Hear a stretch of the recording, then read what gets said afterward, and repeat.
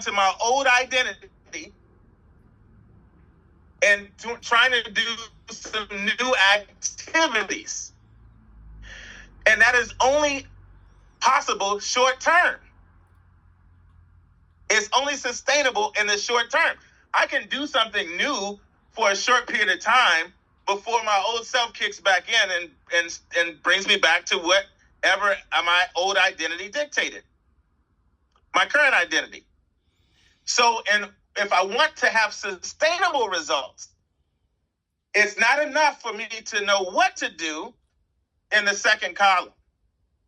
It's not enough for me to know what I want in the first column. I must transform my old identity in column number 3 to my new identity in column number 1 and column number 4. All right, who's that for today?